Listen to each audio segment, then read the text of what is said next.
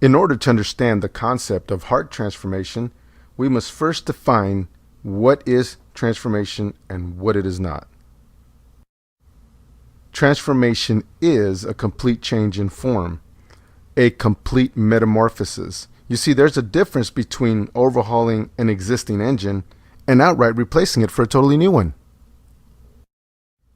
Don't confuse transformation with modification. It's called behavioral health and behavior modification for a reason, because that's exactly what it is. Slight or significant to no change is not total or complete transformation. Good behavior can be imitated, and it can be used to manipulate people. Treatment programs can also be manipulated, especially because they are based upon rewarding external behaviors. Yet all it takes is for one trigger to set that person off, and the modified person ends up relapsing. Just as a rusty car can be painted, you paint over the rust for the sake of appearance, but then after a while, what happens? The rust seeps through the paint. Likewise, a hurting person can behave and smile on the outside or outwardly, yet it's only a matter of time before the rust seeps through the paint of their life and the pain breaks through that smile. Transformation is not just repairing, making adjustments, or replacing worn out parts. It is changing from one form to a completely different form. The concept of transformation is not an easy concept to grasp. Why? Because science recognizes only one instance of metamorphosis. That's the caterpillar transforming into a butterfly. The idea of metamorphosis is more common in the fantasy fiction world of folklore and ancient legends. Accounts of the metamorphosis of human beings converting into beasts, trees, and stones dates all the way back to the practice of witchcraft in ancient Babylon and Egypt. Witches were alleged to have changed people into any shape they wanted. Superstition speaks of witches who could transform themselves into cats so they could sneak into homes at night and smother little babies. Even the Bible speaks of Satan himself being transformed into an angel of light. We find another account in the Bible in Matthew 17 where Jesus is transfigured into a celestial being where his face shines like the sun and his raiment turns white as the light. And before him appears two guys that come back from the dead, Moses and Elijah.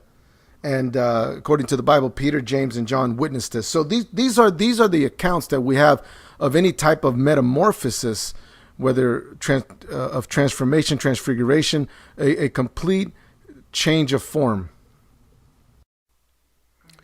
Behavioral science is the study of systematic processes of behavior. One such science is psychology. Psychology is defined as the study or science of the mind, especially as to how it affects behavior. Psyche is the Greek word for mind or soul, and ology is the Greek word for the study of. Hence, the study of the soul and the mind.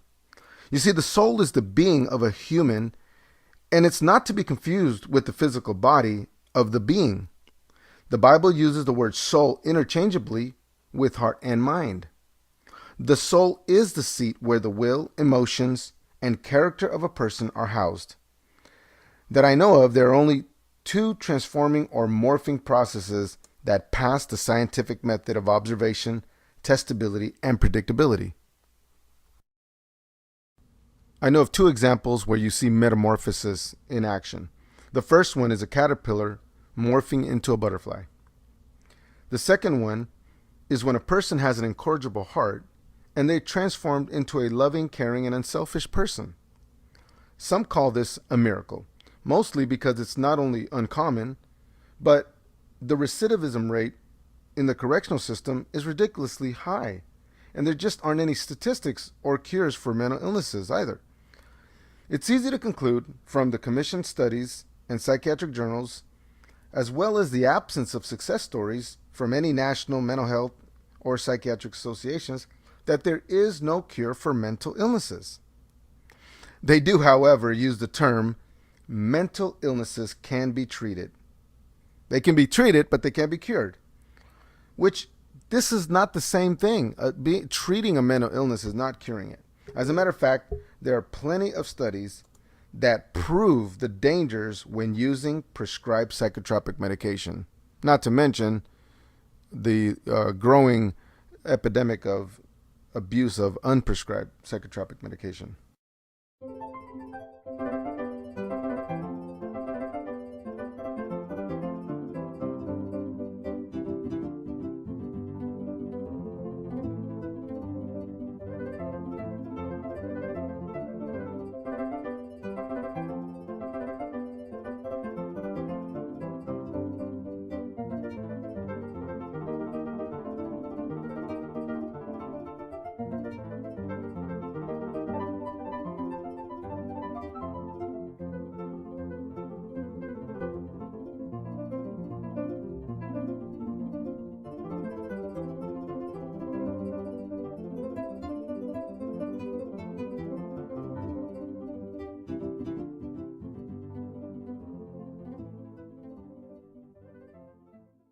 Furthermore, no amount of misfortune, punishment, guilt, remorse, drugs, prison, religion, 12 steps, hypnosis, or witchcraft, or anything else can transform a human heart.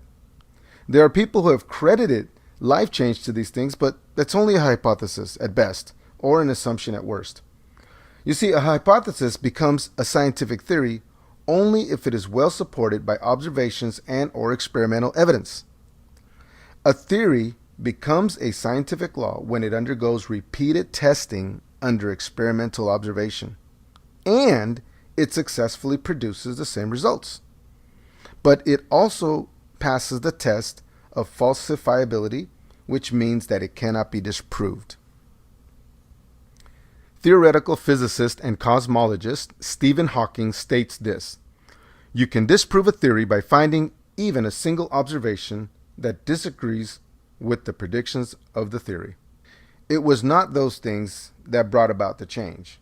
If this were so, there would have had to been criterion with predictability.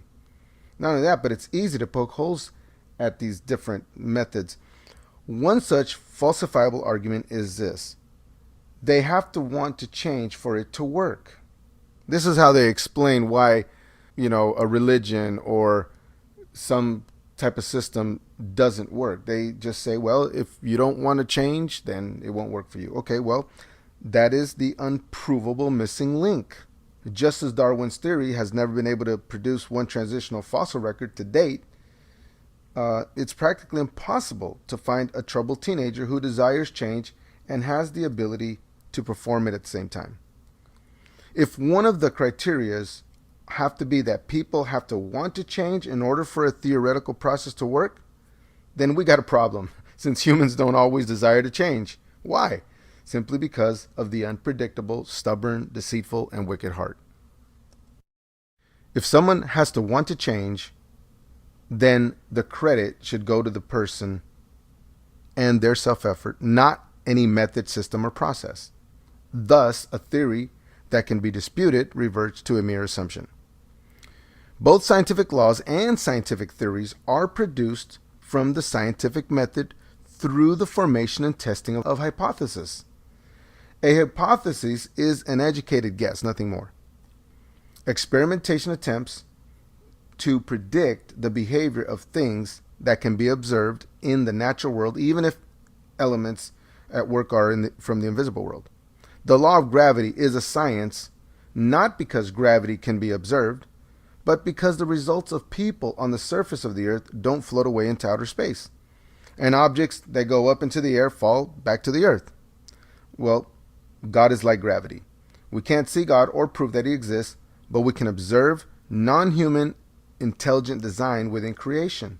We can also see God working in the lives of transformed people. A theory remains valid so long as there is no evidence to dispute it. A theory becomes a scientific law or process if it can be repeated over and over, obtaining the same results.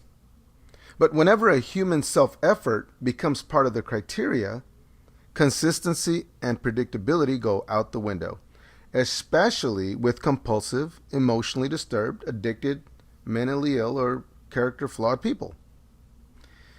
Professor and philosopher of science Karl Popper, also generally regarded as one of the greatest philosophers of science in the 20th century, summarized these statements by saying this, that the central criterion of the scientific status of a theory is its falsifiability or refutability or testability. In the next coming days and weeks, you're going to learn and experience a behavioral scientific process we call heart transformation treatment. It's just really the grace of God. It doesn't include the target human element. What do I mean by that? The person that you're trying to reach could be your son or daughter, could be a spouse, whoever it is. The person you're trying to reach, which we call the target human element, it doesn't require that person to desire change or want to change, make any decisions. It does, however, require for you to be that person that will be the mediator between God and the person you're trying to reach. You have to be willing to perform certain relationship techniques that are biblically based and be willing to be that vessel for God's love to be channeled through so that it will change that person's heart. Once these criteria are met, you will witness heart transformation. It's simply the message of God's grace, where God will move through you if you do certain things the way He does it, not through your own human love, which has limits and has certain conditions, but discerning the difference between your human love, which is fine, it's good, but it's not God's perfect love. Once you learn how to appropriate this in practical ways and give it to that person you're trying to reach, there is a scientific thing that takes place, meaning that it happens every time when that child or that person perceives God's love. All of a sudden, heart transformation begins to happen. And we're going to get into more detail about that. So I'm excited. We'll see you again on the next class.